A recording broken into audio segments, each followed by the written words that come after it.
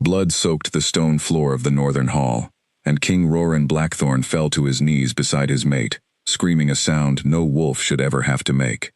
Elira's eyes were open, staring at nothing, and in her arms, wrapped in a torn cloth, a small cub blinked up at the chaos around him without making a single sound. The raiders had come at midnight, slipping through a gap in the eastern wall that no one had thought to guard. They wanted the Ashvale bloodline gone, wanted the throne left empty for the taking, and they had nearly succeeded. Guards had cut them down before they reached the nursery, but Elira had already run there herself, cub in her arms, trying to protect him with her own body, when the last attacker found her. Roran had arrived seconds too late. He had heard her cry out from 2 corridors away, and had run faster than he had ever run in his life, faster than when he had won his title, faster than when he had first shifted as a boy, and felt the forest open up beneath his paws. None of it mattered. He was too late. Now he knelt in the wreckage of the only life he had wanted, holding his mate's body while his son watched him with wide, dry eyes. The healers came within minutes. They pulled Elira gently from his arms, and one of them, an older woman named Petra who had served the pack since before Roran was born, took the cub and held him close, checking him for wounds. There were none. Physically, the boy was unharmed, but when Petra tried to soothe him, humming the old lullaby every Ashvale child had been sung since the founding of the pack, the cub did not respond. He did not cry. He did not reach for her. He simply watched, silent, as though the world around him had gone mute along with him. Petra told herself it was shock. Newborns startled easily, and a cub barely 8 months old had just lived through terror no adult should face. She carried him to the nursery, laid him in his crib, and waited for the wailing to come, the way it always came after a fright. It never did. Roran did not sleep that night. He sat in the great hall long after the bodies had been carried away, after the blood had been scrubbed from the stone, after the pack elders had come and gone with their careful words of sympathy that meant nothing to him. He sat alone with his grief until the sun rose over the mountains, and when it did, he forced himself to stand, because a kingdom could not mourn forever, even when its king wanted nothing more. The funeral was held 3 days later. Every wolf in the Ashvale territory came to pay respect to their fallen queen, filling the courtyard until it overflowed into the surrounding hills. Roran stood at the front, dressed in black, holding his silent son in his arms, because he could not bear to let anyone else carry him. Chaol did not cry during the ceremony. He did not fuss when the horns sounded, or when the crowd howled together in mourning, a sound so loud it shook the birds from the trees. He simply lay against his father's chest, eyes open, watching the sky. It was Petra who first said the word no one wanted to hear. A week after the funeral, she came to Roran's study with her hands folded in front of her, the way she always stood when she had bad news to deliver. "He has not made a sound, my king," she said. "Not since that night. No crying, no laughing, nothing. I have cared for a great many cubs in my life, and I have never seen one so quiet." Roran did not look up from the papers on his desk, papers about border patrols and trade routes that felt impossibly small compared to what she was telling him. "He is grieving," he said, "as we all are. Cubs his age do not grieve the way we do, my king. They do not understand loss enough to go silent over it. Something else troubles him." Roran finally raised his eyes. "What are you saying, Petra?" "I am saying I do not know," she admitted, "but I think we should watch him closely." He agreed, though he did not truly listen, not then. Grief had wrapped itself around him like a second skin, and he moved through the following weeks in a haze, attending to the pack's needs because it was expected of him, because Elira would have wanted him to keep the kingdom standing, even if his heart had stopped beating the night she died. He visited Chaol's nursery each evening, sat beside the crib, and told his son about his mother, about the way she used to laugh, about the songs she sang while she worked in the gardens. Chaol listened, or seemed to, his dark eyes following his father's every word, but he never made a sound in return. Months passed. The pack settled into an uneasy peace, wary after the attack, doubling their patrols and tightening their borders. Roran ruled with a steadier hand than anyone expected from a grieving widower, channeling his pain into duty, because duty was the only thing that made sense anymore. But at home, in the private chambers where no advisor could see, he watched his son grow more distant with every passing week. By his first birthday, Chaol should have been babbling, testing sounds the way all cubs did before real words came. He should have laughed when tickled, cried when hungry, howled with delight when he first managed to stand on his own wobbling legs. He did none of these things. He ate when fed. He slept when tired. He watched everything around him with an intensity that unsettled even the most experienced nurses. But he never once opened his mouth to make a sound. Petra brought in healers from neighboring territories, wolves known for their skill with young cubs and their knowledge of ailments both physical and otherwise. Each one examined Kale thoroughly, checking his throat, his hearing, his reflexes. Each one found nothing wrong. His body was healthy. His mind, as far as they could test it, seemed sharp. He tracked movement, recognized faces, responded to commands with small nods or shakes of his head. He simply would not speak, would not cry, would not make any sound at all. One healer, an elderly wolf from the Eastern Territories, suggested that some cubs who witnessed great trauma at a young age retreated into themselves as a way of surviving what they could not understand. He is protecting himself, the healer said. In his own way, he has decided that silence is safer than sound. Roran asked what could be done to bring him back. Time, the healer said, patience, and someone he trusts enough to believe that sound will not bring danger with it. It was not the answer Roran wanted. He wanted a cure, a solution, something he could order his healers to accomplish, the way he ordered his soldiers to guard the borders. But grief and fear did not obey commands, not in a king, and certainly not in a child, who had watched his mother die before he was old enough to understand what death even meant. The nurses who cared for Kale did not last long. It was not that the boy was difficult in any ordinary sense. He never screamed, never threw tantrums, never caused the kind of trouble that wore down most caretakers. It was something else entirely. There was a stillness to him that unsettled grown wolves, a way he had of staring at a person, as though he could see straight through to whatever they were hiding, all without saying a single word. One nurse quit after only 4 days, claiming the boy's silence gave her nightmares. Another lasted barely 2 weeks before requesting a transfer to a different household altogether. Whispers began to spread through the servants' quarters, quiet at first, then bolder, that the cub was cursed, that his silence was not grief but something darker, something left behind by whatever had taken his mother's life. Roran forbade anyone from repeating such talk in his presence, but he could not stop it from spreading beyond the palace walls. Rival packs, always listening for weakness, caught wind of the rumors and began to whisper their own versions of the story. An heir who could not speak. A king too broken by grief to raise his own son properly. A throne built on sorrow, ready to crumble.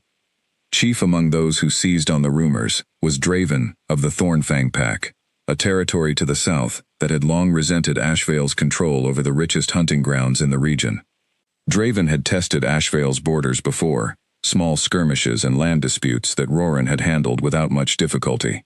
But a wounded pack, one distracted by grief and burdened with an heir who might never speak, might never lead, was a different kind of target altogether. Reports began reaching Roran's advisors of increased activity along the southern border, of Thornfang scouts growing bolder, of merchants being pressured to choose loyalty between the two territories. Roran absorbed each piece of troubling news the way he absorbed everything now, with a grim, quiet resolve that hid the exhaustion underneath. He doubled the border patrols again. He sent envoys to neighboring packs to reaffirm old alliances. He worked long into the night, every night, because the alternative was sitting still long enough to feel the full weight of everything he had lost, and he could not afford that, not with a kingdom depending on him, and a son who needed him more than ever, even if that son could not tell him so. Late one evening, nearly a year after Alira's death, Roran found himself standing outside Kale's nursery door, listening to the silence within. He had done this many nights before, drawn by some instinct he could not name, hoping against reason that tonight might be different, that he might hear his son's voice for the first time. Tonight, like every night before it, there was nothing. He pushed the door open quietly, and found Kale sitting up in his crib, wide awake despite the late hour, staring at the window where moonlight spilled across the floor. The boy's dark hair, so much like his mother's, caught the silver light, and for a moment, Roran's breath caught in his throat at how much his son resembled the woman he had lost. Kale turned his head slowly and looked at his father. There was no fear in his expression, no distress, only that same unsettling stillness that had followed him since the night of the attack. Roran crossed the room and lifted him gently from the crib, holding him close the way he had on the night of the funeral, and for a long moment, neither of them made a sound. "I miss her too," Roran whispered, more to himself than to his son. "Every day. I don't know how to fix this, Cale. I don't know how to fix any of it." Cale rested his small head against his father's shoulder, and though he said nothing, though he never made even the smallest whimper, something in the way he held on, small fingers curling into the fabric of his father's shirt, told Roran that his son understood more than anyone gave him credit for. Outside, beyond the palace walls, the kingdom of Ashvale continued to hold its breath, waiting to see whether its silent heir would ever find his voice, and whether its grieving king could hold the pack together long enough for that day to come. Neither Roran nor anyone else in the territory could have guessed that the answer would arrive not from a healer's medicine or a father's patience alone, but from a stranger, with nothing to her name, about to cross into their lives from a shattered pack of her own. For now, though, there was only the quiet nursery, the moonlight on the floor, and a father holding his silent son, both of them carrying grief too heavy for words, waiting for a morning that would somehow have to be easier than the one before it. Smoke rose from the far side of the valley, and Wren ran until her lungs burned, dragging her younger brother behind her through the trees. Their pack, small and poorly defended, had been overrun within an hour, and the only thing that mattered now was putting as much distance as possible between themselves and the wolves who had come to take everything from them. They had been running for 2 days by the time they reached the edge of Ashvale territory, exhausted, hungry, and uncertain whether the guards patrolling this new border would offer shelter or turn them away. Wren had heard stories of the Ashvale pack, of its strength and its wealth, but she had also heard, more recently, whispers of a grieving king and a cursed heir, and she wondered what kind of welcome 2 ragged strangers could expect from a territory dealing with troubles of its own. The guards who found them at the border were suspicious at first, as border guards always were, but Wren's brother collapsed from exhaustion before she could finish explaining their situation, and whatever hesitation the guards felt gave way to basic decency. They were brought to the outer settlement, given food and water, and told that the matter of their asylum would be decided by the palace healers, since the king himself had little time for refugee affairs during such an unsettled season. Wren did not mind being overlooked by royalty. She had grown up an Omega in a small pack, low in rank, accustomed to being invisible to anyone with real power. What she wanted was safety for her brother, a roof that would not burn, and perhaps, if she was fortunate, some small purpose to fill her days, so she would not have to sit still and think about everything they had lost. That purpose found her 3 days later, in the form of Petra, the head healer of the Ashvale Palace, who arrived at the refugee quarters looking for anyone with steady hands and a calm temperament. Word had reached her that a newcomer named Wren had spent years helping care for younger cubs in her old pack, tending to the sick and the frightened with a patience that had earned her a quiet reputation despite her low rank. Petra needed exactly that kind of patience now, more than she had needed anything in a long while. "I have a difficult case," Petra explained, sitting across from Wren in the small refugee shelter. "The king's son. He has not spoken, has not cried, has not made any sound at all since his mother died over a year ago. Every nurse I have brought in has failed to reach him. Some have quit within days. I am running out of options, and I am running out of time, because rumors about his condition are spreading beyond our borders, and they are not helping the pack's standing with its rivals." Wren listened carefully, aware that this was likely a test as much as an offer, a chance for the palace to see whether the refugee girl could earn her keep, or whether she and her brother would need to look elsewhere for a home. "What happened to the other nurses?" she asked. "They grew frustrated," Petra admitted. "Some grew frightened. The boy has a way of looking at you that makes grown wolves uneasy. He watches everything, understands more than his silence suggests, and offers nothing back in return. It takes a certain kind of person to sit with that, day after day, without needing something from him in exchange." Wren thought of her own childhood, of the years she had spent as the lowest-ranked wolf in her old pack, overlooked and often ignored, expected to give without receiving much acknowledgement in return. She thought of the quiet cubs she had cared for over the years, the shy ones, the frightened ones, the ones who needed time more than they needed instruction. "I don't expect anything from him," she said honestly. "I never have from anyone." Something in her answer seemed to satisfy Petra, because the older woman nodded slowly and told her she could begin the following morning, on a trial basis, with the understanding that if she failed like the others, there would be no shame in it, only an acknowledgement that the boy's silence might simply be beyond anyone's ability to fix. Wren arrived at the palace nursery before dawn, nervous despite her calm exterior, aware of the weight of what she had been asked to do. She had never cared for a child of such high standing before, let alone one carrying the kind of grief that could silence a cub for over a year.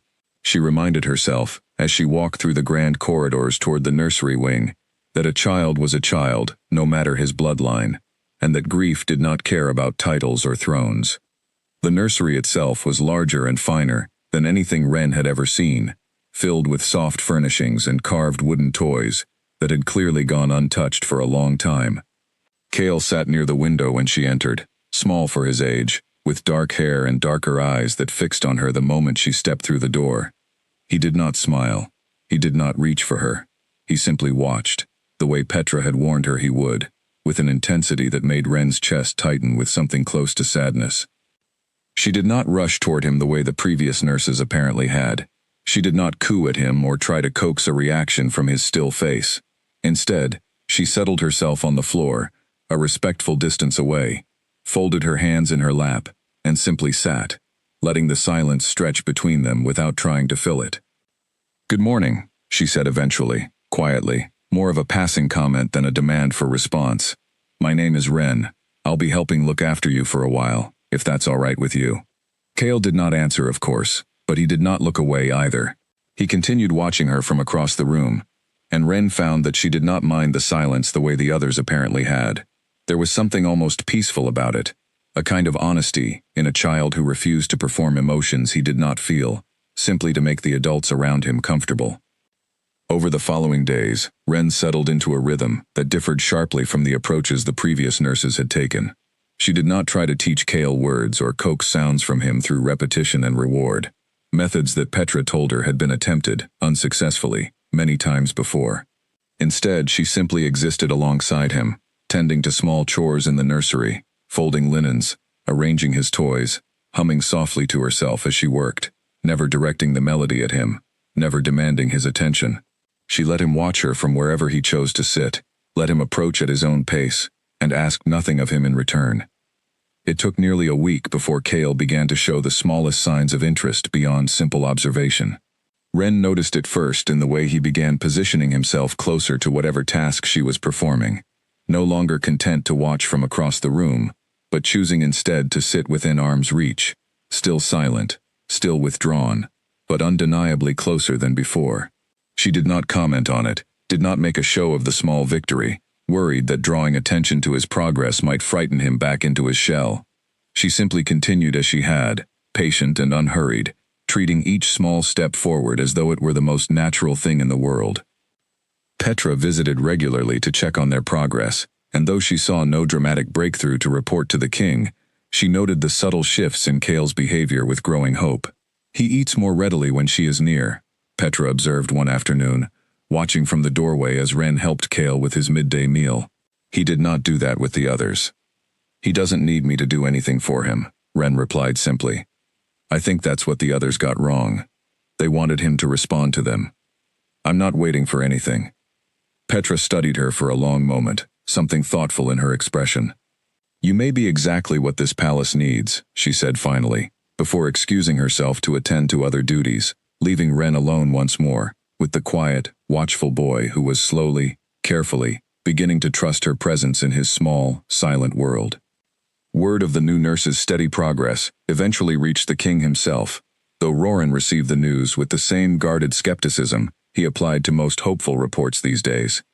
He had been disappointed too many times before to allow himself real excitement over small, unverified claims of progress. Still, curiosity, and something deeper he did not care to examine too closely, drew him toward the nursery one evening after his council meetings had finally concluded, later than he intended, later than he should have allowed himself to work. He paused outside the door, listening the way he always did, hoping for some sound and expecting, as always, only silence. What he heard instead was a soft, unfamiliar voice, humming a gentle melody he did not recognize, low and unhurried, drifting from within the nursery. He pushed the door open slowly, careful not to startle whoever was inside, and found a young woman he did not recognize sitting on the floor near his son, mending a small tear in one of Cale's blankets while she hummed. Cale sat close beside her, closer than Roran had seen him sit to anyone since Alira's death, watching the needle move through the fabric with quiet fascination. Neither of them noticed him standing in the doorway at first, and Roran found himself unwilling to interrupt the scene, some instinct telling him that whatever fragile progress was happening here deserved to continue undisturbed for just a little longer. When Ren finally noticed him, she rose quickly, offering a respectful bow, clearly aware of exactly who stood before her despite never having been formally introduced. "My king," she said, "I did not hear you arrive." Roran waved off the formality, his attention still fixed on his son, who had not moved from his spot near the mended blanket, watching the exchange between his father and this stranger with the same steady, unreadable gaze he offered everyone.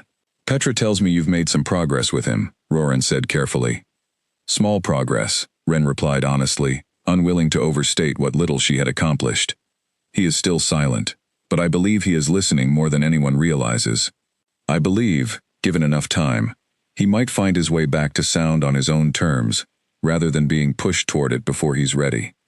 Roran considered her words carefully, studying the calm, unassuming young woman who had somehow accomplished more in a week than a string of experienced nurses had managed in over a year. "What makes you so certain?" he asked.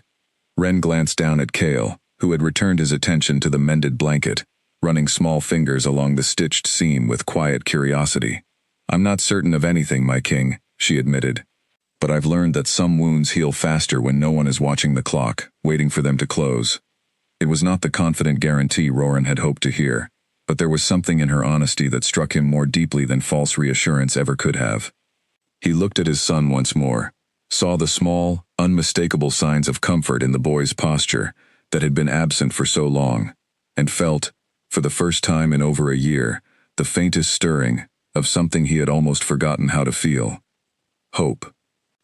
"Continue then," he said quietly, before turning to leave the nursery, though he found himself glancing back once more at the doorway, watching the quiet Omega and his silent son, sitting together in the soft evening light, a small, fragile picture of peace in a palace that had known far too little of it since the night everything had been taken from them. Weeks passed, and the palace began to notice changes it had not seen in over a year. Cale, once content to sit motionless for hours, now followed Ren from room to room whenever his duties allowed it, small footsteps trailing behind her steady ones through the corridors of the nursery wing. He still did not speak. He still made no sound at all, not even when he tripped over the edge of a rug and scraped his knee badly enough to draw blood, biting back whatever instinct told him to cry out, and instead, simply looking up at Ren with wide, watery eyes, until she gathered him into her arms and carried him to the healers herself. "That silence," Petra confided to Ren one evening after the incident, "worries me more than anything else.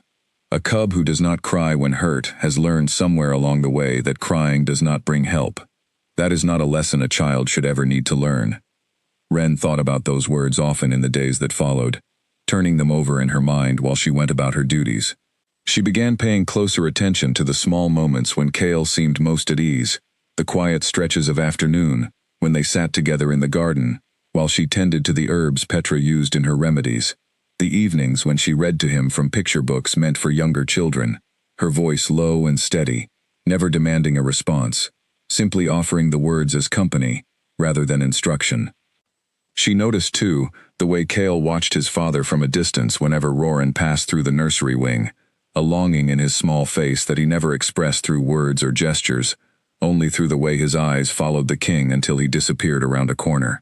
It struck Ren as deeply sad, this quiet distance between a father and son who so clearly loved each other, kept apart not by lack of feeling but by grief too large for either of them to know how to share. "You should visit him more often," she told Roran one evening, when he stopped by the nursery after another long council session, his face drawn with the particular exhaustion that came from carrying a kingdom's worries on his shoulders alone. "He watches for you. Every time you pass by without stopping, I see it." Roran paused at her words, surprised by her directness. Few people in the palace spoke to him so plainly anymore. Most measured their words carefully, wary of overstepping with a grieving king who held the fate of the entire territory in his hands. "He is quiet even when I am here," Roran said finally, a note of old frustration creeping into his voice. "I don't know what he needs from me, that I am not already trying to give." "Perhaps he doesn't need anything from you," Ren said gently. "Perhaps he simply needs you to be near, the way I try to be near him, without expecting anything in return." Roran considered this for a long moment, something in her words settling uncomfortably close to truths he had avoided examining too closely since Alira's death. He had spent the past year throwing himself into duty, precisely because duty had clear expectations, clear outcomes, unlike grief and fatherhood, which offered no such certainties. Sitting quietly with his silent son, offering presents without purpose, felt like standing still in the middle of a storm he could not afford to ignore. Still, that evening, for the first time in longer than he could remember, Roran did not retreat to his study after visiting the nursery. He remained, sitting on the floor beside Ren and Kale, while she read from a worn picture book about a young wolf finding his way home through a snowy forest. And though he said little, though Kale did not react outwardly to his presence, Roran felt something ease in his chest that he had not expected, a small, quiet comfort in simply being present, without needing to fix anything. This became something of a routine over the following weeks, Roran arriving after his council duties concluded, settling into the nursery for an hour or so, before retiring to his own chambers. He watched Ren carefully during these visits, noting the easy patience with which she handled his son, the way she never pushed, never pressured, never seemed frustrated by the boy's continued silence, even when the strain of it must have weighed on her the way it weighed on everyone else who cared for him. "You never seem discouraged," Roran observed one evening, after Kale had fallen asleep against Ren's shoulder, worn out from an afternoon spent chasing butterflies in the garden, still silent even in his exhaustion. Everyone else who has cared for him eventually gave up hope. "Why haven't you?" Ren considered the question carefully before answering, absently smoothing a strand of hair away from Kale's sleeping face. "I grew up believing my voice didn't matter much," she said finally. "I was an Omega in a small pack, low-ranked, easily overlooked. I learned early that being quiet didn't mean being empty inside. I think, perhaps, I understand something about him that others don't. His silence isn't nothing, it's simply a different kind of speaking, one most people don't know how to listen for." Roran studied her in the soft lamplight, struck again by the quiet strength beneath her unassuming manner, the way she carried herself without the deference most of the palace staff showed him, speaking her mind plainly even when addressing her king. It was disarming in a way he had not expected, a small rebellion against the careful formality that had surrounded him since Alira's death, when even his closest advisors had begun treating him with the delicate caution reserved for something breakable. "You speak to me as though I were simply a man," he observed, not entirely certain whether he meant it as an accusation or a compliment. Ren met his gaze steadily. "Aren't you?" she asked, a faint smile touching the corner of her mouth for the first time since he had known her, and Roran found himself, unexpectedly, smiling back. It was a small moment, unremarkable by any measure that mattered to a kingdom locked in tense negotiations with its rivals to the south, but it lodged itself in Roran's memory nonetheless, a rare instant of lightness in a year that had offered him almost none. He left the nursery that evening, feeling something he could not quite name, a warmth he had assumed died along with Alira, resurfacing in small, unexpected fragments, whenever he found himself in Ren's quiet company. He told himself it meant nothing, that gratitude for her patience with his son was simply gratitude, nothing more complicated than that. But over the following weeks, as autumn settled over the Ashvale territory, and the nights grew longer and colder, Roran found himself looking forward to those evening visits to the nursery, with an eagerness that unsettled him, a small flame of anticipation, flickering somewhere beneath the grief he still carried every day. Meanwhile, beyond the palace walls, the political situation continued to sharpen. Reports from the southern border grew more frequent and more concerning, describing increased Thornfang patrols pressing closer to Ashvale land than treaty agreements allowed. Draven's ambitions had never been subtle, but his recent boldness suggested he believed the time was right to test Ashvale's resolve directly, confident that a grieving king distracted by a silent heir would offer little real resistance. Roran's advisors urged him to respond with decisive strength, to send a clear message that Ashvale remained as formidable as ever, despite the tragedy it had endured. He agreed in principle, ordering additional patrols and reinforcing key border outposts, but privately, he found his attention divided in a way it had not been since before Alira's death, pulled constantly between the demands of his throne and the quiet, fragile progress happening within his own nursery walls. It was Petra who first voiced the concern that had been building among the palace staff for weeks. "My king," she said carefully, during one of their private meetings, "forgive me for speaking plainly, but the pack notices where your attention lies these days. Some wonder whether you can hold both duties at once, your throne and your son." Roran bristled at the implication, though he could not entirely dismiss it. "I have never neglected my duties," he said firmly. "No," Petra agreed, "but you have found something in that nursery that you had lost, my king. I see it in your face when you leave those visits. I only caution you to be mindful of how such things appear to those watching from outside these walls, particularly those who wish us harm." Roran understood her warning well enough, understood the delicate balance required of a king whose personal life and political standing were never truly separate, no matter how much he might wish otherwise. But even as he nodded his agreement, promising to remain cautious, he found himself unable to fully extinguish the quiet hope that had begun growing within him. Hope not just for his son's eventual recovery, but for something more, something he had not allowed himself to consider since the night he lost Alira. That evening, as he made his way toward the nursery once more, later than usual after a lengthy council session regarding the southern border, he found Wren waiting outside the door rather than within, her expression troubled in a way he had not seen before. "Something wrong?" he asked, immediately alert. He had a difficult afternoon, Wren admitted. He saw some of the border scouts return through the courtyard, saw the wounded among them being carried to the healers. I think it reminded him of that night.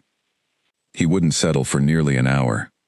Roran felt a familiar cold dread settle in his stomach, the ever-present fear that his son's fragile progress could unravel as quickly as it had begun.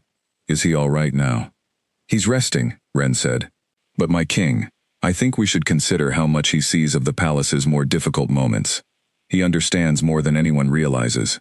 The world outside these walls still frightens him deeply, and I worry that frightening him further will undo everything we've built these past weeks." Roran absorbed her words carefully, recognizing the wisdom in them, even as he felt the familiar weight of responsibility settle more heavily across his shoulders. Protecting his son from the harsh realities of a kingdom under threat was no simple task, particularly with Thornfang's aggression growing bolder by the week. But looking at Wren's genuine concern, her evident investment in his son's well-being that went far beyond simple duty, Roran felt something in his chest loosen slightly, a small measure of the burden he had carried alone, for over a year, now shared, however briefly, with someone who seemed to understand exactly what was at stake. "I'll speak with the guards about keeping the wounded away from the main courtyard when possible," he said finally. "And Wren, thank you for everything you've done these past weeks. I don't think I've said that enough." Wren offered a small, tired smile in return, the first genuine sign of fatigue Roran had seen from her since she began caring for his son. "You don't need to thank me, my king," she said. "I care for him because I want to, not because I expect gratitude in return." Roran studied her for a long moment in the dim corridor light, struck once again by the quiet, unassuming strength that seemed to define everything about her, and found himself, not for the first time, wondering what exactly he was beginning to feel toward the humble Omega, who had somehow become the brightest point in his otherwise difficult days. Frost covered the palace gardens the morning everything began to shift more visibly, the first true cold snap of the season, settling over Ashvale territory almost overnight. Wren woke earlier than usual to find Kale already awake in his crib, standing with both small hands gripping the wooden rail, staring intently out the window at the frost patterns spreading across the glass. "Good morning," she said softly, crossing the room to lift him into her arms.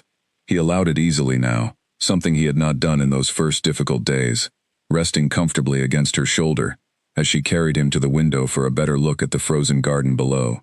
"Cold, isn't it?" she added, more to fill the silence than out of any real expectation of response.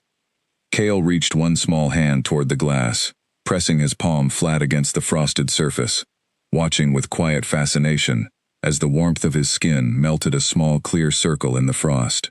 Ren watched him with the same quiet fascination, marveling at how much curiosity lived behind those still, watchful eyes, curiosity that had nowhere to go, because the boy carrying it refused, or perhaps simply could not, express it through sound. She had grown genuinely fond of him over these past weeks, fonder than she had expected when Petra first assigned her to this difficult task. What had begun as a job, a way to earn her place within Ashvale territory and secure safety for herself and her brother, had slowly transformed into something closer to real affection, the kind she imagined a mother might feel, though she was careful never to voice such thoughts aloud, mindful of her place within the palace hierarchy and the very clear boundaries that existed between an Omega caretaker and the royal family she served. Those boundaries, however, had begun to blur in ways Ren found increasingly difficult to ignore, particularly where the king himself was concerned. Roran's evening visits to the nursery had become a fixture of her days, something she found herself anticipating with a warmth she tried not to examine too closely. He spoke to her differently than he spoke to his advisors, differently than the careful, formal tone she heard him use throughout the palace corridors.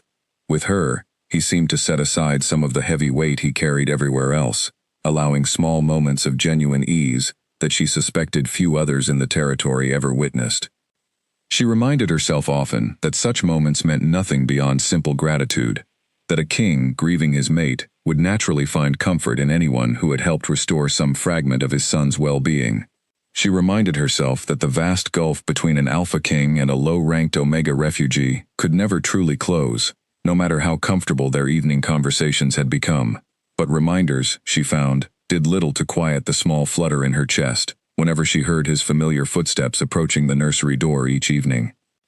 That afternoon, while Kale napped following their morning in the frosted garden, Petra found Ren in the small sitting room adjoining the nursery, mending a torn seam in one of the boy's winter coats. The older healer settled into the chair across from her with a tired sigh, the kind of exhaustion that came from decades spent managing a palace full of complicated needs. "You've done remarkable work with him," Petra said without preamble. "I confess I did not expect such progress when I first brought you into this role." Ren kept her eyes on her stitching, unwilling to let the compliment go to her head. "He still hasn't spoken," she pointed out.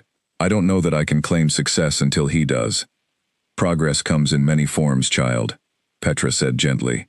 "A year ago, that boy would not allow anyone but his father to hold him, and even then, only briefly. Now he follows you through the palace like a shadow, reaches for your hand without prompting, falls asleep against your shoulder, as though it were the most natural place in the world for him to rest. That is not nothing, that is everything, built one small piece at a time." Ren allowed herself a small, grateful smile at the older woman's words, though something in Petra's careful tone suggested there was more she wished to say. "What else?" Ren asked, setting aside her mending. Petra hesitated a moment before continuing. "I've also noticed the king's attention toward you," she said carefully. "I mention this not to embarrass you, but because I care for you as I care for that boy, and I would not want to see you hurt by circumstances beyond your control. He is still a king in mourning, Ren. Whatever comfort he finds in your company, it exists within very particular boundaries, boundaries that even he may not fully control, no matter what he might wish." Ren felt heat rise in her cheeks, caught between embarrassment and something closer to defensiveness. "I care for his son," she said firmly.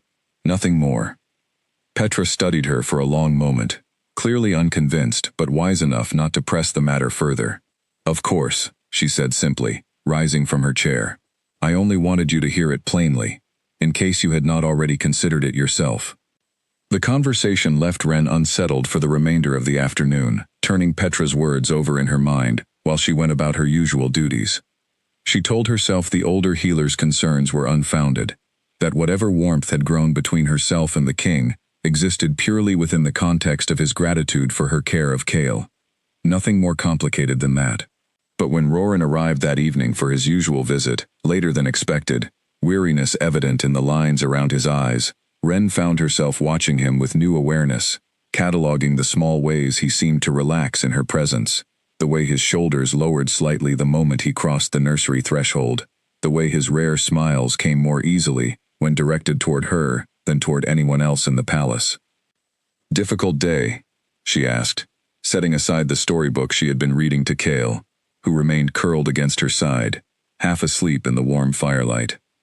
Roran settled into the chair across from her with a tired exhale, running one hand through his hair, in a gesture she had come to recognize as a sign of genuine frustration rather than simple fatigue. Thornfang's scouts crossed the border again last night, he said. 2 of our patrol wolves were injured driving them back. Nothing severe, thankfully, but Draven grows bolder each week. My advisors believe he is testing our response, gauging how much he can push before we retaliate in force. And will you? Ren asked carefully, aware that such matters extended far beyond her place to comment on, yet unable to hide her genuine concern. I don't wish for war, Roran said quietly. Not while my son still struggles to find his voice, not while my pack still mourns everything we lost last year. But I cannot allow Thornfang to believe our grief has made us weak either. There is a balance I must strike, and I confess I don't always know where that line sits. Ren considered his words carefully before responding. Perhaps strength doesn't always mean retaliation, she offered gently. Perhaps showing your pack that you can hold both grief and duty together, without losing yourself to either, is its own kind of strength, one that Draven, in all his aggression, has never had to demonstrate. Roran looked at her with an expression she could not quite name, something between surprise and quiet gratitude. You have a way of seeing things clearly that my advisors often miss, he said. They speak to me of strategy and strength. You speak to me of balance. I find I need to hear both, though I suspect I need yours more than I realize most days. The warmth in his voice as he said it settled somewhere deep in Ren's chest, and she found herself, despite Petra's earlier warning, unable to fully suppress the small flicker of hope that had been growing within her for weeks now. Hope for something she barely allowed herself to name, even in the privacy of her own thoughts. Kale stirred against her side just then, blinking sleepily up at his father, and for a moment, something passed between father and son that needed no words at all. A quiet recognition, a small thread of connection that had been slowly rebuilding itself ever since Ren had first entered their lives. Roran reached out and gently smoothed a strand of hair from his son's forehead, and Kale, rather than pulling away as he might have done months earlier, leaned into the touch, eyes drifting closed once more. Watching the 2 of them together, Ren felt something settle firmly into place within her own heart, a quiet certainty that whatever complications lay ahead, whatever boundaries Petra had warned her about, she could not bring herself to regret the path that had led her here, to this warm firelit room, caring for a silent boy and, perhaps, falling slowly and helplessly for his grieving father in the process. Outside, beyond the palace walls, the cold winter wind carried with it the distant threat of Thornfang's growing ambitions, a storm building steadily on the horizon that none of them could yet fully see. But within the quiet nursery, for just this one evening, there existed only warmth and quiet company, and the fragile, precious beginnings of healing that none of them were quite ready to name aloud. A messenger arrived at dawn, breathless and pale, carrying word that shattered the fragile calm the palace had managed to build over the past several weeks. Thornfang forces had crossed the border overnight, not in the small testing skirmishes that had become routine, but in a coordinated push that had overrun 2 outer watchposts before Ashvale patrols managed to drive them back. 3 guards were dead, several more were wounded, some severely. Roran called an emergency council meeting before the sun had fully risen, and Ren, though she had no place in such political matters, found herself unable to focus on her usual duties, as word of the attack spread through the palace like wildfire. She kept Kale close throughout the morning, sensing the tension radiating through every corridor, aware that even a boy who could not speak was perfectly capable of feeling the fear that gripped everyone around him. The council meeting stretched well into the afternoon, and when Roran finally emerged, his face was set in hard, determined lines that Ren had not seen since the earliest days of their acquaintance, when grief had still worn so openly across his features.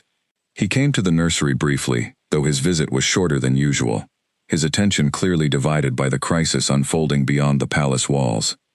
Draven has overstepped, he told Ren, his voice tight with barely controlled anger. My advisors want a full military response. Some want me to march on Thornfang territory directly, to end this threat once and for all before it grows any larger. And what do you want? Ren asked carefully, watching the conflict play out plainly across his face. "I want peace," Roran admitted, quieter now. "I want my son to grow up without the fear his mother lived and died with. But peace is not something Draven seems interested in offering, no matter what terms we propose." Over the following days, the palace transformed into something Ren had not yet witnessed during her time there, a place of constant motion and tension, soldiers moving through the corridors with grim purpose, advisors huddled in urgent conversation at every turn. Roran's visits to the nursery grew shorter and less frequent, his attention consumed entirely by the mounting crisis, though he never failed to appear each evening, even if only for a few brief minutes, as though the sight of his son, however silent, offered him some small anchor amid the chaos. Kale, meanwhile, grew increasingly unsettled by the shift in atmosphere throughout the palace, sensing the fear and urgency that had replaced the calm routine he had grown accustomed to over recent weeks. He clung more tightly to Ren during this period, refusing to settle unless she remained within arm's reach, his small hands often gripping fistfuls of her sleeve, as though afraid she too might disappear amid the surrounding turmoil. "You're safe," Ren reassured him, repeatedly throughout those tense days, though she was careful never to promise more than that, aware that a boy who had already lost his mother to violence would recognize false comfort the moment he heard it. "I'm right here. Nothing is going to happen to you." Whether he understood the words themselves or simply drew comfort from her steady, calm presence, Kale seemed to settle somewhat whenever she spoke to him this way, though the underlying tension never fully left his small frame during those difficult days. Petra, too, grew increasingly concerned about the toll the crisis was taking on the boy's fragile progress. "We cannot let him regress now," she told Ren during one of their brief private conversations. "Not after everything you've built with him these past weeks. We must keep him as far removed from this conflict as possible." Ren agreed wholeheartedly, though keeping a perceptive child entirely shielded from a palace gripped by wartime tension proved more difficult than either of them anticipated. Kale noticed the increased guard presence throughout the corridors. He noticed the hushed, urgent conversations that fell silent whenever he entered a room. He noticed, most of all, his father's growing absence and the deep exhaustion that lined Roran's face during his increasingly brief nursery visits. One evening, nearly a week into the crisis, Roran arrived at the nursery far later than usual, well past the hour Kale would normally have already fallen asleep. He found Ren sitting alone in the dim firelight, the boy finally settled after what she quietly admitted had been a particularly difficult evening of unsettled restlessness. "I'm sorry," Roran said, sinking into the chair across from her with obvious exhaustion. "I know I've been absent lately. The situation with Thornfang demands nearly everything I have to give right now." "You don't need to apologize to me," Ren said gently. "Your kingdom needs you. I understand that." Roran was quiet for a long moment, staring into the fire with an expression Ren could not quite decipher. "I've decided against the full military response my advisors pushed for," he said finally. "I'm sending envoys instead, one final attempt at negotiation before matters escalate further. Some believe this makes me appear weak, given everything that's already happened." "Do you believe that?" Ren asked. "I believe war should always be the last resort, not the first response," Roran said firmly, though something in his tone suggested he was still working to convince himself as much as anyone else. "I've seen what violence costs a family up close. I don't wish to inflict that same cost on countless others if there remains any other path forward." Ren felt a swell of quiet admiration for him in that moment, recognizing the difficult courage required to choose restraint, when so many around him clearly favored aggression instead. "I think that's a wise choice," she said softly, "and a brave one, though I imagine it doesn't feel that way to those pushing you toward the opposite." Roran met her eyes across the firelit room, something warm and grateful passing between them that needed no further words to convey. "Thank you," he said quietly, "for believing that, when so few others seemed to." The negotiations, when they finally took place several days later, proved tense and difficult, though ultimately, Draven agreed to a temporary ceasefire, while formal border disputes were addressed through proper diplomatic channels. It was not the decisive victory some of Roran's advisors had hoped for, but it bought the pack precious time to grieve their fallen guards, time to reinforce their defenses more thoroughly, time for Kale to continue his slow, fragile healing without the added weight of open warfare pressing down upon the entire territory. The relief that swept through the palace, Once news of the ceasefire spread was palpable, though Roran remained cautious, well aware that Draven's ambitions had not truly been extinguished, merely delayed. Still, for the first time in nearly 2 weeks, he was able to return to something resembling his previous routine, his evening visits to the nursery growing longer once more, the deep exhaustion in his face gradually easing as the immediate threat of war receded, at least for the time being. It was during one of these restored evening visits, several days after the ceasefire had taken hold, that Ren noticed something remarkable. Kale, seated on the floor between them, while Roran read aloud from one of his favorite stories, reached out and took hold of both their hands at once, one small hand gripping his father's fingers, the other holding tight to Ren's, pulling them subtly closer together, as though physically trying to close whatever distance remained between the two adults he had come to trust most in his small, quiet world. Roran and Ren exchanged a glance over the boy's head, something unspoken passing between them, an acknowledgement neither had yet been ready to voice aloud, but which Kale, in his own silent way, seemed to understand more clearly than either of them had allowed themselves to admit. Neither pulled their hand away. Outside, the ceasefire held, fragile but intact, buying the Ashvale pack a temporary reprieve from the looming threat of war. But within the quiet nursery, something else was beginning to take shape as well, something equally fragile, equally uncertain, yet undeniably real, growing slowly in the warm firelight, between a grieving king, a humble Omega, and the silent boy who, without a single word, had somehow brought them both closer to healing than either had believed possible. Spring arrived slowly that year, the frost retreating from the palace gardens in gradual stages that mirrored, in some small way, the equally gradual thaw taking place within the walls of the nursery itself. The ceasefire with Thornfang had held through the winter months, though uneasy reports continued to filter in from the southern border, reminders that peace remained fragile and could unravel again without warning. Ren had settled fully into palace life by now, her brother recovering well under the care of the settlement healers, both of them granted permanent residence within Ashvale territory, in gratitude for the remarkable progress she had achieved with the young heir. Kale, though still silent, had transformed almost unrecognizably from the withdrawn, motionless infant Petra had first assigned her to care for. He laughed now, silently, but unmistakably, his small shoulders shaking with genuine mirth whenever Ren made a particularly ridiculous face or stumbled through an exaggerated impression of one of his favorite storybook characters. He ran through the garden paths with the boundless energy typical of any healthy toddler his age, chasing butterflies and rolling in the fresh grass, his silence no longer the heavy, unsettling stillness it had once been, but simply a quiet way of moving through a world he had clearly decided, in his own time, was safe enough to explore. Roran noticed the change too, of course, and found himself spending as much time in the nursery as his duties would allow, drawn increasingly not only by his devotion to his son, but by the warm, easy companionship he had come to share with Ren over these many months. Their evening conversations had evolved well beyond simple updates on Kale's progress, stretching now into discussions of everything and nothing, palace politics and childhood memories, quiet philosophical musings about grief and healing that neither had expected to share so openly with anyone since Alira's death.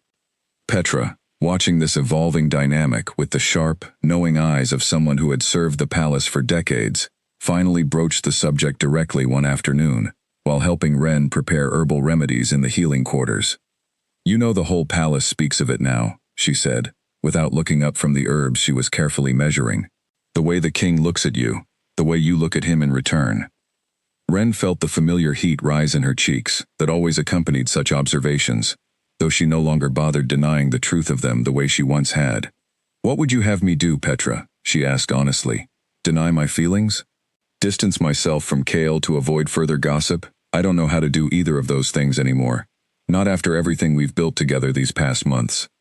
Petra set down her mortar and pestle, studying Ren with an expression softer than the caution she had shown months earlier.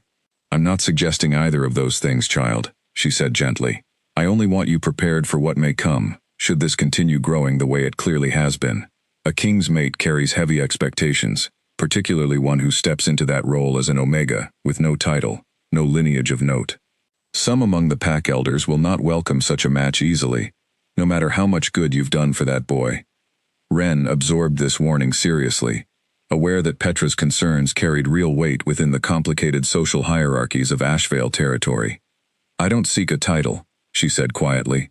"I never have. But I won't pretend my feelings for Roran, or for Cale, are anything less than genuine, simply because some elders might disapprove of my rank." Petra nodded slowly, a small, approving smile touching her weathered features. "Good," she said simply. "Then hold to that conviction, because I suspect you'll need it soon enough." That evening, as though summoned by their earlier conversation, Roran arrived at the nursery, in unusually contemplative spirits, watching quietly from the doorway, as Wren helped Cale build an elaborate tower from his wooden blocks, both of them fully absorbed in the task, laughing silently together whenever the tower threatened to topple, before finally, dramatically, collapsing across the nursery floor. "May I join you?" Roran asked, and though the question was directed at both of them, his eyes lingered on Wren a moment longer than strictly necessary. Cale, delighted by his father's presence, immediately abandoned the scattered blocks and launched himself toward Roran, small arms wrapping tightly around his father's legs, in an enthusiastic embrace that would have seemed entirely unremarkable in any other child, but which still, even now, filled Roran with quiet wonder every time it occurred, a reminder of just how far his silent son had traveled since those first devastating months of loss. They spent the evening together, as they often did now. The three of them settled comfortably around the nursery, building and rebuilding Cale's block tower, reading stories by the fire, sharing an easy domestic warmth that felt, to Wren at least, remarkably like the family she had never truly imagined she might one day find for herself. Once Cale had finally exhausted himself and drifted off to sleep, carried gently to his crib by his father, Roran returned to find Wren tidying the scattered blocks, and something in his expression as he watched her work told her that the conversation about to unfold would carry more weight than their usual comfortable exchanges. "Wren," he began, then paused, seeming to search for the right words with a hesitance she rarely witnessed from him during their many months of growing closeness. "I find myself in a difficult position, one I did not expect to face again after losing Alira.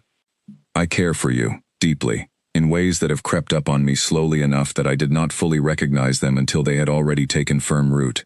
I do not say this lightly, nor do I say it without understanding the complications it may bring, both for you and for this pack." Wren set down the block she had been holding, her heart racing as she absorbed his careful, deliberate words. "I care for you as well," she admitted quietly, the confession feeling both terrifying and immensely freeing after months of careful restraint. "But Roran, I worry what such feelings might mean for you, for Cale, for the pack. I am an Omega with no standing, no lineage worth mentioning. Many will question whether I belong at your side." Roran crossed the room and took her hands gently in his own, an intimacy they had never quite allowed themselves before, despite the many months of quiet closeness that had built steadily between them.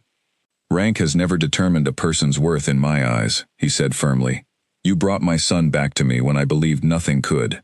You brought warmth back into this palace when I believed grief had claimed it permanently. If the elders cannot see the value in that, then their judgment matters little to me." "Still," Wren said gently, aware of the very real political complications such a match would create, particularly given the fragile peace with Thornfang and Draven's evident eagerness to exploit any perceived weakness within Ashvale's ranks. "This will not be a simple matter.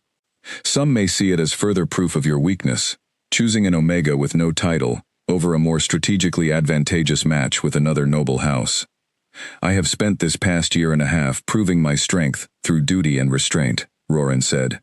"I do not intend to sacrifice my own happiness, or my son's, to satisfy political calculations that value titles over genuine devotion. If Draven wishes to view my choice as weakness, let him. I have learned, through watching you with my son these many months, that true strength often looks nothing like what old traditions expect it to." Wren felt tears gather unexpectedly in her eyes, overwhelmed by the sincerity in his words, by the weight of everything they had built together since that first uncertain morning she had entered this nursery, as a frightened refugee, with nothing to her name. "I don't know what the future holds," she admitted honestly, "but I would very much like to face it beside you, if you'll have me." Roran's answering smile was the first truly unguarded expression of joy Ren had witnessed from him since she arrived at Ashvale territory, and when he leaned down to press a gentle kiss against her forehead, sealing their quiet declaration with tender affection rather than grand ceremony, Ren felt, for the first time in longer than she could remember, that she had finally found not just safety within these palace walls, but something far more precious still, a genuine home, built slowly and carefully, from shared grief, transformed gradually into shared hope. Neither of them noticed, in that quiet, tender moment, the small figure watching from the nursery doorway, having woken from his nap, and wandered silently back to find them. Kale observed his father and Ren together, with wide, thoughtful eyes, a small smile spreading slowly across his young face, at the sight of the two people he loved most, standing so close together, hands intertwined, before he padded quietly back toward his crib, content and unbothered, carrying within his small, silent heart a happiness that, though still unspoken, had never burned brighter. News of the king's growing closeness with the Palace Omega spread through Ashvale territory faster than either Roran or Ren had anticipated, carried first through servant gossip, then through more formal channels, as pack elders began openly discussing what such a relationship might mean for the kingdom's future stability. Reactions proved exactly as mixed as Petra had warned they might be.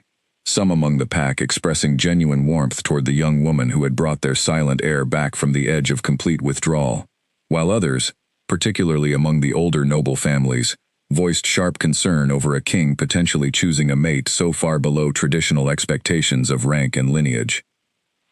Roran addressed these concerns directly during a formal council meeting, refusing to hide or apologize for feelings he had come to hold with quiet, unshakable certainty.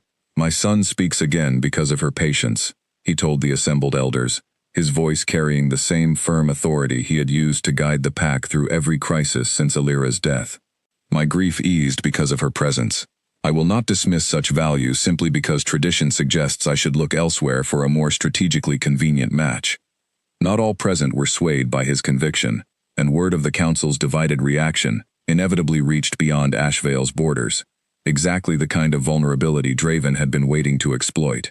Within days, Thornfang scouts grew bold again along the southern border, testing the fragile ceasefire with small but deliberate provocations, clearly calculating that internal division within Ashvale's ranks offered fresh opportunity to press their advantage. Roran found himself once again pulled between competing demands, managing the delicate political fallout of his personal choices, while simultaneously preparing his pack for the possibility that the tentative peace with Thornfang might collapse entirely. Through it all, Ren remained a steady source of quiet support, never wavering despite the increasing scrutiny directed toward her, never allowing the whispers and doubts of skeptical nobles to shake the confidence she had built over these many months.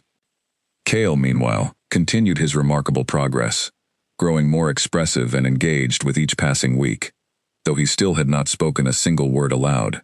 He had developed his own small vocabulary of gestures and expressions, communicating clearly enough with those closest to him that his silence had become simply another facet of his personality, rather than the alarming mystery it had once represented. He pointed emphatically at things he wanted, shook his head firmly when displeased, and had developed an entire repertoire of facial expressions, capable of conveying everything from delight to stubborn frustration, without ever needing actual words to accompany them. It was during this tense period, roughly 2 years after Alira's death, that the fragile ceasefire with Thornfang finally shattered completely. Reports reached the palace late one evening that a Thornfang scouting party had been discovered well within Ashvale territory, far beyond any reasonable interpretation of the border agreements both packs had upheld throughout the preceding months. When Ashvale guards moved to intercept them, the encounter turned violent, resulting in injuries on both sides before the intruders retreated back across the border.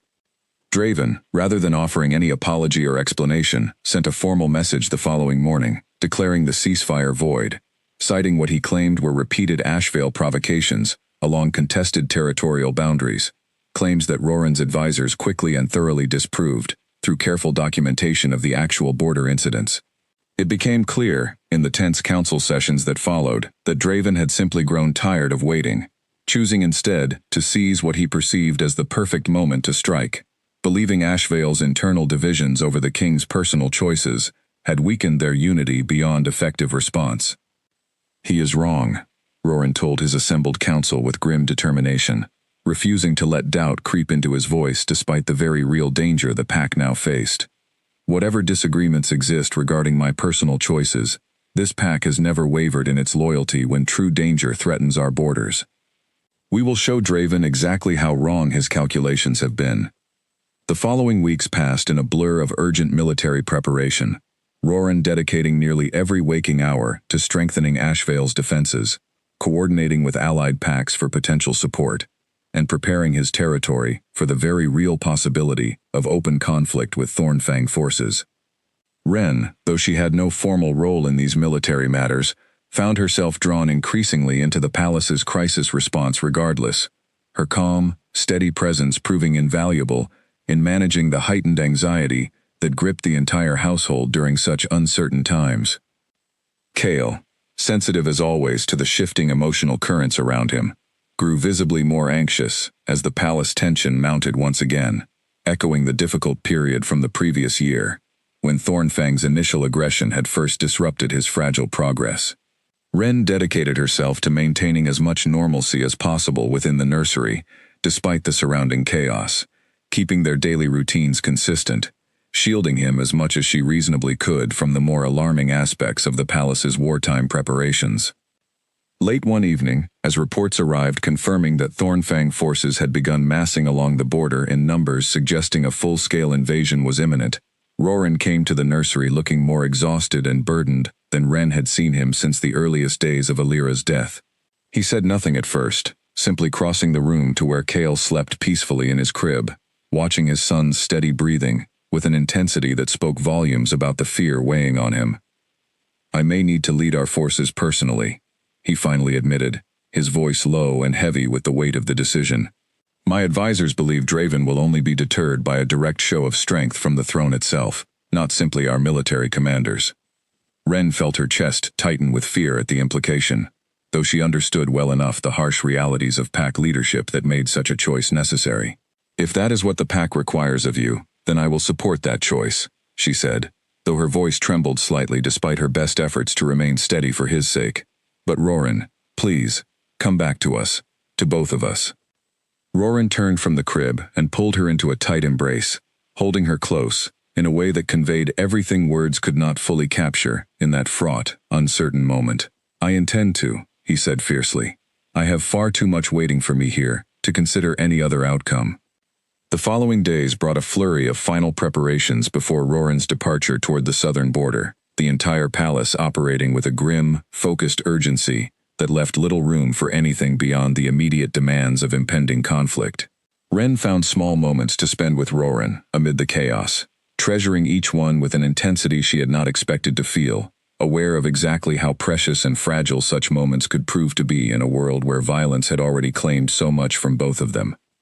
On the morning of his departure, Roran knelt beside Kael's crib for a long, quiet moment, his son awake and watching him with the same steady, thoughtful gaze that had characterized him since infancy, though now filled with an emotional depth that spoke to just how far he had grown over these past 2 years. "I need you to be brave while I'm away," Roran told him softly, brushing a gentle hand through his son's dark hair. "Take care of Ren for me, all right?"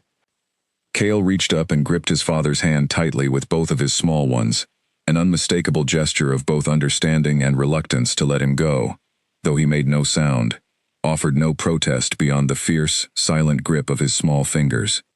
Roran gently extracted his hand, pressing a tender kiss to his son's forehead before rising to face Ren, who had watched the entire exchange with tears she made no effort to hide. He pulled her into one final embrace, holding her close enough that she could feel the steady, determined beat of his heart against her own.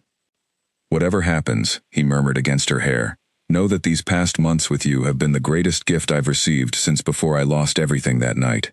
Whatever comes next, I do not regret a single moment we've shared."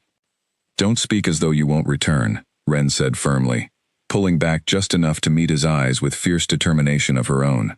"You will come back to us, Roran. I refuse to accept any other outcome." Roran managed a small, grateful smile at her fierce conviction, pressing one final gentle kiss to her lips, before finally turning to depart, his guards falling into formation around him as he made his way toward the courtyard where his assembled forces waited.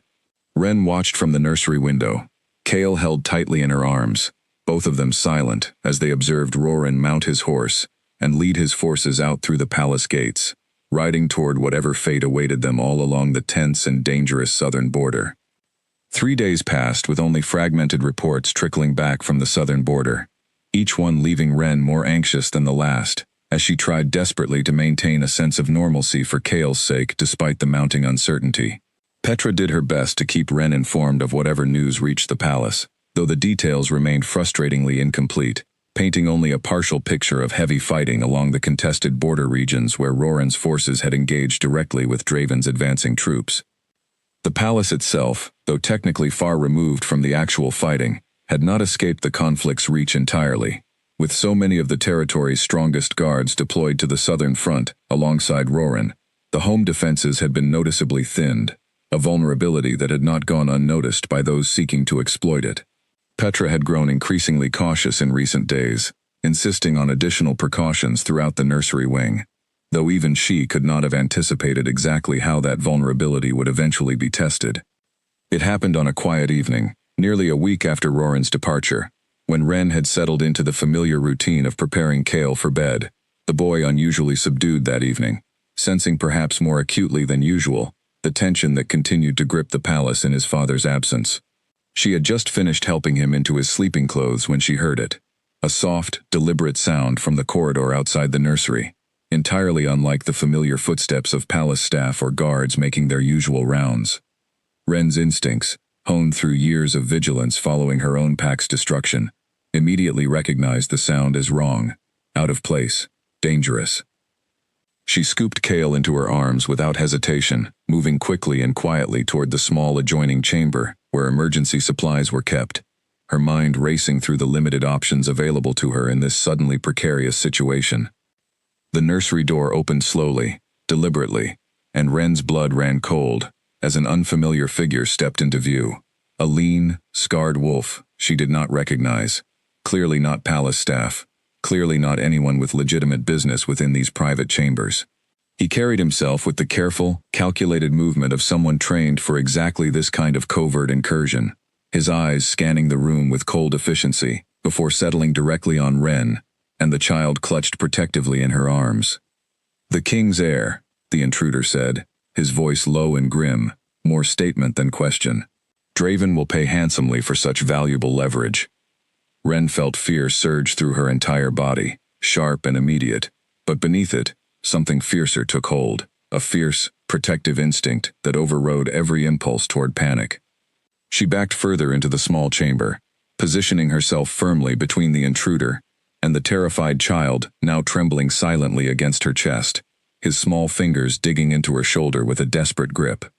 "You will not touch him," Ren said, her voice steadier than she felt, though her heart hammered violently against her ribs. "Whatever you intend, you will have to go through me first." The intruder's expression flickered with something almost like amusement at her defiance, clearly unconcerned by the threat posed by an unarmed Omega standing between him and his objective. He advanced further into the room, and Ren, with no other options readily available, grabbed the nearest object within reach, a heavy iron candlestick from the small side table, gripping it tightly as her only means of defense. The confrontation that followed happened in a terrifying blur, the intruder lunging forward with practiced speed, Ren swinging the candlestick with desperate, untrained force, managing to land a glancing blow that staggered him just long enough for her to scream for help at the top of her lungs, a sound that carried through the corridors with enough desperate urgency that it finally roused the palace's remaining guards to action. Chaol, still clutched tightly in her arms even as she fought to defend them both, watched the entire violent confrontation unfold with wide, terrified eyes, his small body trembling uncontrollably against her chest. Something within him, some deep, primal fear rooted in the loss of his mother years earlier, seemed to crack wide open in that terrifying moment, watching yet another person he loved fighting desperately to protect him from violence that threatened to take everything from him once again. Guards burst into the nursery, just as the intruder recovered enough to press his advantage once more, their arrival turning the tide of the confrontation decisively, as they overwhelmed him within moments, subduing him before he could inflict any further harm. Ren sank to the floor the instant the danger passed, her legs finally giving way beneath the overwhelming rush of adrenaline and fear that had carried her through the confrontation, still holding Cale tightly against her chest, both of them shaking violently in the aftermath. Petra arrived moments later, having been alerted by the commotion, immediately taking charge of the chaotic scene, ensuring the intruder was properly secured, while directing her attention toward Ren and Cale, with urgent concern. "Are either of you hurt?" she asked, kneeling beside them, and checking quickly for any visible injuries. Ren shook her head, still too overwhelmed to form coherent words, focused entirely on soothing the trembling child in her arms, who had buried his face against her neck, his small body racked with silent, heaving sobs that carried no sound at all, even now, even after everything that had just happened. It was in that raw, terrifying aftermath, as Petra worked to secure the nursery and question the captured intruder about how he had managed to breach the palace's weakened defenses, that something extraordinary finally happened. Cale, still shaking, still clutching desperately at Ren's shoulders, lifted his tear-streaked face from where he had buried it against her neck, and in a small, broken but unmistakably clear voice, spoke his very first word. "Ren." The single syllable, spoken aloud for the first time in over 2 years, seemed to hang suspended in the tense air of the nursery, and for a moment, Ren could not process what she had just heard, certain her exhausted, adrenaline-flooded mind must have imagined it. But Cale said it again, louder this time, more insistent, his small voice cracking with emotion as fresh tears spilled down his cheeks. "Ren, don't go." The words broke something open in Ren's chest, an overwhelming rush of emotion crashing over her all at once, relief and joy and lingering terror, all tangled together in a wave, so powerful, she found herself crying openly, pulling Cale even closer against her, rocking him gently, as she finally allowed herself to fully process everything that had just occurred. "I'm not going anywhere," she promised him fiercely, her voice thick with tears. "I'm right here, Cale. I'm not going anywhere at all." Petra, who had turned at the sound of the child's unexpected voice, stood frozen in the doorway, her hand pressed to her mouth in stunned disbelief, witnessing firsthand the moment the palace had waited over 2 long years to see, though none of them could have predicted it would arrive amid such terrifying circumstances. The guards quickly secured the intruder and began the urgent work of determining how he had breached the palace's defenses, while Petra hurried to send word to Roran of both the security breach and, more importantly, of the remarkable breakthrough that had finally occurred with his son. Word would take time to reach him at the southern front, but Petra was determined he should know as soon as possible. Certain such news would offer him tremendous comfort amid whatever difficult battles he currently faced.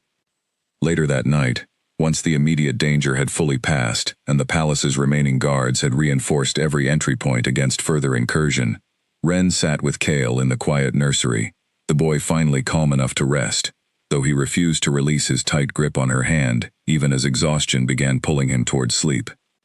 "Ren," he said again, softly this time, testing the sound of her name with quiet wonder, as though still surprised by his own ability to speak it aloud. "Yes," Ren answered gently, brushing a gentle hand through his hair. "I'm here." "Stay," he whispered, his eyes finally drifting closed, his small hand relaxing its grip only slightly, as sleep finally claimed him. "I will," Ren promised softly, watching over him through the remainder of that long, eventful night, her heart still racing from everything that had happened, yet filled with a profound, overwhelming gratitude that after 2 years of careful, patient devotion, Cale had finally, truly, found his voice, even if it had taken the most terrifying night of both their lives to bring it forth. News of the successful defense against Thornfang's forces reached the palace 4 days later, carried by an exhausted messenger who arrived bearing word that Roran's forces had decisively repelled Draven's advancing troops, forcing a hasty retreat that had effectively ended the immediate threat of invasion. The victory had not come without cost, casualties on both sides, wounds that would take considerable time to heal, but Ashvale territory remained secure, its borders intact, its king unharmed and preparing to return home within the week. Ren received the news with overwhelming relief, though she found herself equally eager to share the remarkable development that had occurred within the palace during his absence. She had sent word ahead through Petra's messenger network about Cale finally speaking, though she suspected mere words on paper could never fully capture the emotional weight of that breakthrough moment. nor the profound joy that had followed in its wake. In the days since that terrifying transformative night, Cale had continued speaking with increasing confidence, his vocabulary expanding rapidly, as though 2 years of held-back words were finally rushing forth all at once. He remained selective about who he spoke to, still reserved and quiet around unfamiliar palace staff, but with Ren and the small circle of trusted caretakers who had earned his confidence over these past months, he chattered with the enthusiastic curiosity typical of any young child, finally free to express the thoughts that had been building silently within him for so long. "Petra, why does the sky change color?" he asked one afternoon, watching the sunset paint brilliant orange streaks across the horizon from the nursery window, his voice carrying none of the hesitance that had characterized those first tentative words following the intruder's attack. Petra, delighted by every new question, no matter how simple, launched into a patient explanation about light and clouds, and the way the sun's rays bent as evening approached, savoring every moment of a conversation that would have seemed impossible just weeks earlier. The intruder who had breached the palace defenses had been thoroughly questioned in the days following his capture, confirming what everyone had already suspected, that Draven had commissioned the attempted kidnapping as a calculated strategy to weaken Ashvale's resolve during the escalating conflict, believing that capturing the young heir would force Roran into unfavorable concessions, regardless of how the actual military engagement unfolded. The plot's failure, thanks entirely to Ren's fierce, unwavering protection of the boy in her care, had ultimately contributed to Draven's broader strategic collapse, his forces demoralized and disorganized once word spread that even his most calculated schemes had failed against Ashvale's determined defenses. When Roran finally returned to the palace, weary from battle but triumphant, he found himself greeted not only by the celebratory crowds gathered to welcome their king home, but by a scene that stopped him completely in his tracks the moment he crossed the threshold into the private palace chambers. Cale, spotting his father from across the room, abandoned the toy he had been playing with and ran toward him with unrestrained joy, and as Roran knelt to catch his son in a tight embrace, Cale spoke the words that would remain etched in his father's memory for the rest of his life. "Papa, you're home." Roran froze, overwhelmed by emotion so profound he found himself unable to respond for several long moments, simply holding his son close, while tears he made no effort to hide streamed freely down his face. When he finally found his voice again, it emerged rough and thick with emotion he had not allowed himself to fully express since the earliest days of his grief following Alira's death. "Say that again," he managed, pulling back just enough to look at his son's face, needing to confirm this was truly happening, and not some exhausted hallucination born of the long, difficult journey home. "Papa," Cale repeated obligingly, a wide, genuine smile spreading across his young face. "You're home. I missed you."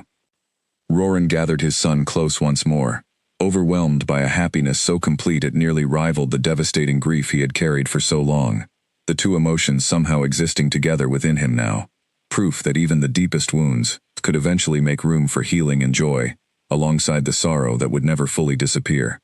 Ren watched the reunion from a respectful distance, her own eyes filled with tears at witnessing the profound moment between father and son, until Roran finally rose and crossed the room toward her, still holding Cale securely against his hip. He pulled her into his embrace as well, holding both of them close, and for a long moment none of them spoke at all, simply savoring the overwhelming relief and joy of finally being together again after everything they had each endured. "I heard what you did," Roran finally said, pulling back just enough to look directly into Ren's eyes, his expression conveying a depth of gratitude and love that needed little further elaboration. "Petra told me everything, how you fought to protect him, how your courage that night finally gave him the strength to find his voice again. I don't know how to properly thank you for what you've given both of us."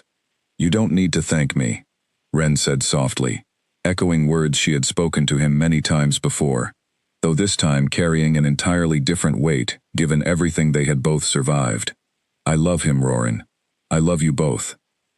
There was never any question of doing anything less than everything within my power to protect him." Roran's expression shifted then, something deeply resolved settling into his features as he studied her with quiet, unwavering certainty. "Then let us stop pretending this is simply a matter of gratitude between us," he said firmly. "I love you, Ren. Not as a passing comfort during difficult times, but fully, completely, in the way I never expected to feel again after losing Alira. I want you beside me, not just as Cale's caretaker, but as my mate, as the queen this pack deserves to have, leading it alongside me.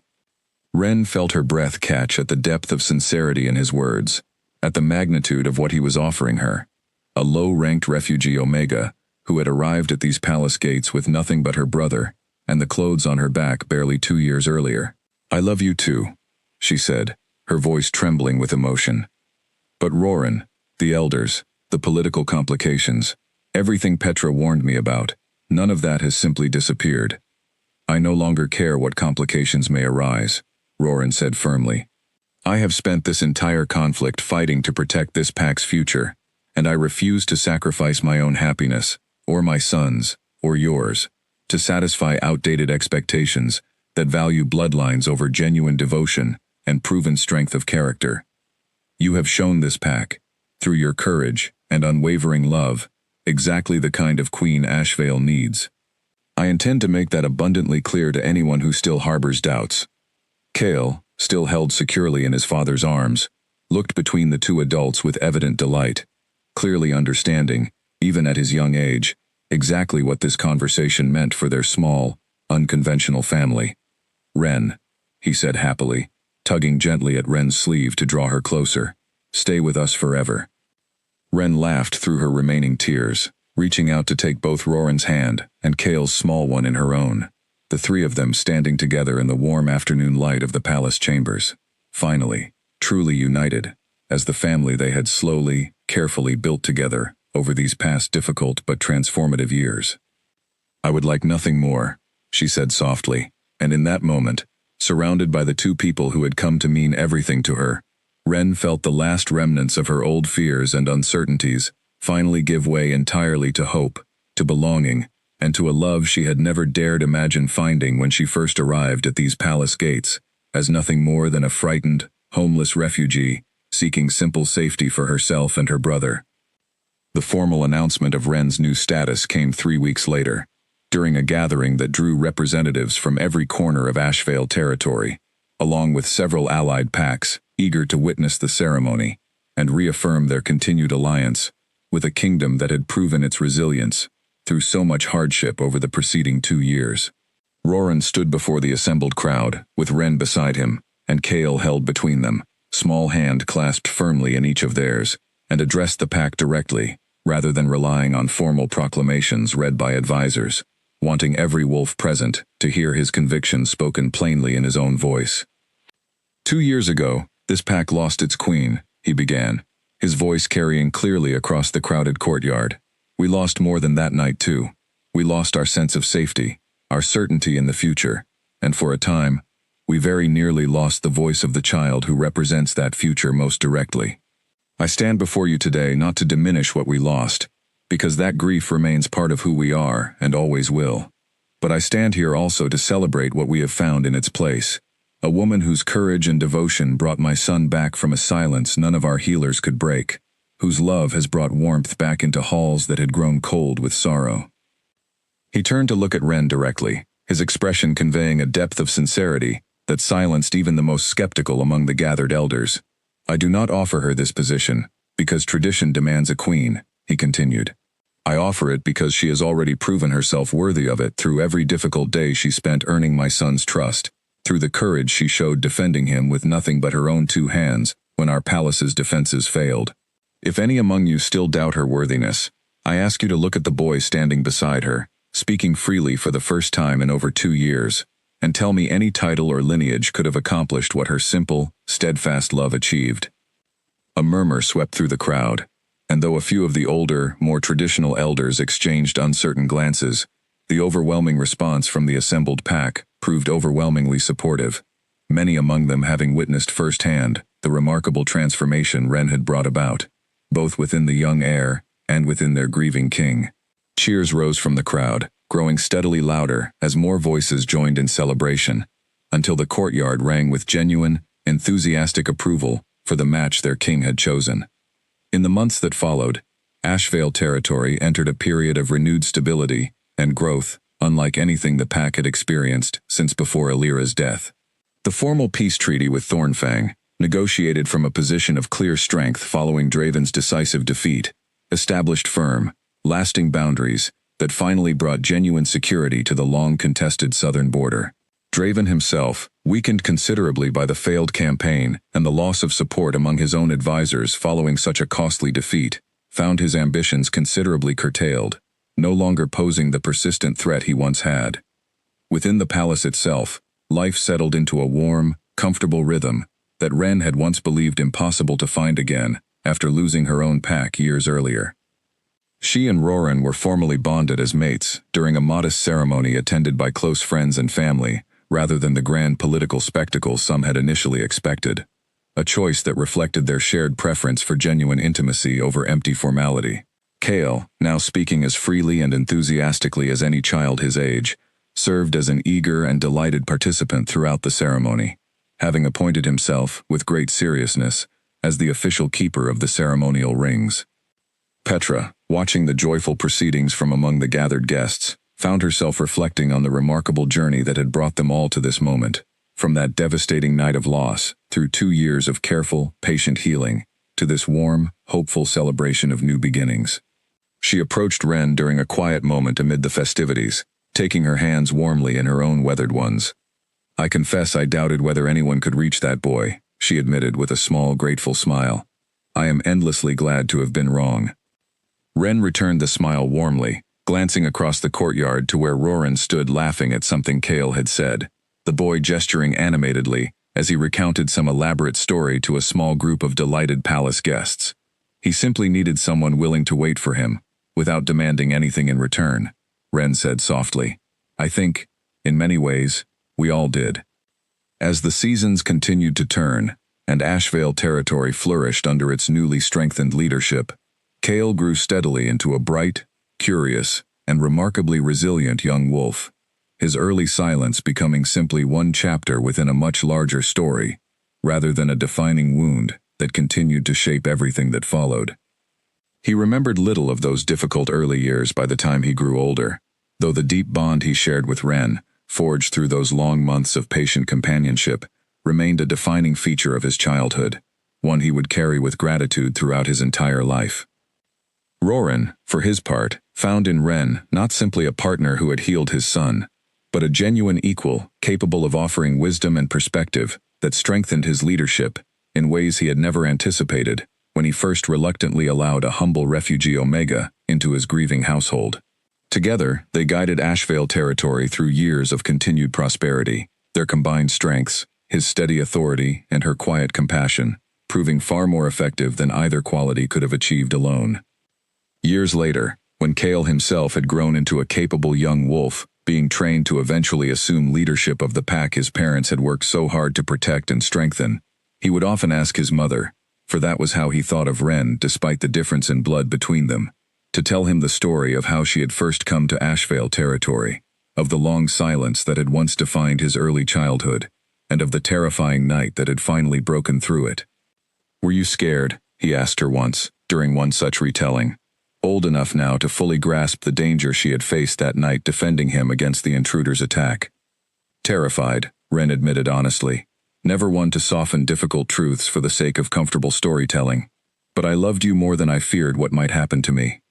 That made the choice simple, even in the midst of that fear. Kael considered this for a long moment before offering the kind of quiet, thoughtful response that had characterized him since those earliest days of careful observation, long before he had ever found his voice.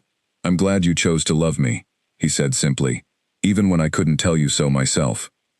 Ren pulled him into a warm embrace, the same steady comfort she had offered him countless times throughout his childhood, feeling the profound gratitude that had never faded despite all the years that had passed since that difficult, uncertain beginning.